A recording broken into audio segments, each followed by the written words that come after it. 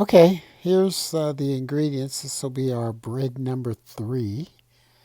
It's pretty much the same as bread number 2, except I'll maybe do it in a little bit different order or show you some more steps. But we've got the bread flour, the water, the yeast, salt, sugar, diastatic malt, and lard, along with some cornmeal. And this is bread flour. And what I'm going to do here is I'm going to take the warm water and go ahead and mix it in with the yeast. And that, I want to, like always, check to make sure the yeast is not too old and will activate. So I'll go ahead and add those together. And then I'll pretty much take the rest of the dry ingredients and add them together. What I might do is save the sugar and put it in with the water and yeast. That helps to activate it. So um, you'll see here. Let's put the. I think we're going to put the salt in, and then we'll take after the we'll take the diastatic malt. Well, we'll keep the sugar aside, take the diastatic malt, and put that in. And, you know, I think that's the secret ingredient. You can Google that, see what that's all about. Um, and then I'll be putting in the lard and the cornmeal. And that lard, that's a little difficult to get in there, but um, you'll see. We'll get that in there and we'll work it in with our fingers here in a minute. So this is a little tough getting in there, but it'll get there. Come on. Okay. All right. So this is all the dry ingredients. And so I just want to mix it well. Uh, if you look inside, you'll probably see some clumps in there. And what those are is the lard. And you really want to break up that lard. And, I found the best way to do it is stick your hand in there and just, you can break it up pretty easily. You can get a tool to get in there and do similar, but I just found it a lot easier with your hands. So the next thing we'll do is put in this water and yeast sugar together. Well, the yeast and water feels nice and warm, so I think we're ready to mix now. I'll go ahead and put this in and secure it. Start it slow, and I think I might mix this for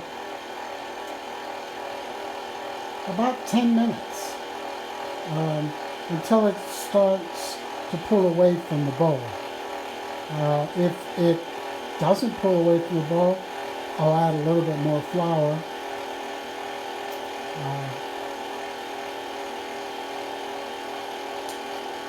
You can also add a little bit more water if it's still a little too dry. But I'll show you what the end result should look like. As you can see, the dough is not fully pulling away from the bowl. So the problem is I added a little bit more than a cup of water. So to rectify this, I'm going to get a handful, a small handful I'll show you, and put it in and continue mixing. So this is all I'm going to put in at first. If I have to repeat it, I will. I just don't want to put too much in. and I'll let you know how it goes. So as you can see, that's all it took to pull it away from the sides. So I'll go on to the next step, which is putting it in a bowl and let it rise. So I'm going to let it sit in a dry place with the blanket on top of it, probably for an hour. And then I'll work with it to make the loaves. So after an hour, it practically doubled in size. And I'm going to take it out, mold it, and put it in these two bread pans. So I'm going to use a little olive oil after I take it out, and then I'll show you once it's in the pans. Once it's in the pans, I'm going to let it sit for another half hour and rise again. Okay, I made this into a ball, and I stretched it and beat it down a few times and using some flour. And now I'm going to cut this in half and form it into two elongated pieces to fit in here. I've used olive oil and I've greased them, but I'm going to put them in there and let them rise for another half hour or so. I'll show you. Okay, that's it. I'm going to cover these with the cloth and set the timer for another 30 minutes, and then I'll show you what they look like. Hopefully they'll rise nicely. But then Dawn's got a little trick to do in the oven where you try to spritz it and keep it rising, even though the heat usually tries to stop it from rising when you put it in there. These rose up nicely. So I am going to stick them in a 425 degree oven. I had to set my temperature higher than that in order to achieve 425. So I'm going to stick it in there and I'm going to let it sit in there for 15 minutes, and I'm going to do what Dawn does. I'm going to put water in the pan that's below these two, about a half cup, and I'm going to spritz the sides of the oven 3 times with about 30 seconds in between from the time I put these in. So let's get started. Okay, here goes the half cup. I'm going to close up. I'm going to spritz the sides. I'm going to repeat this 2 more times.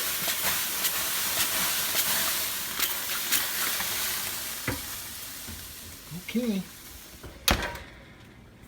So I'm going to keep it in there for 15 minutes. Okay, after 15 minutes, I took them out of the oven and I took them out of the containers, and then I put them back in with a sheet of tin foil over the top so the tops wouldn't brown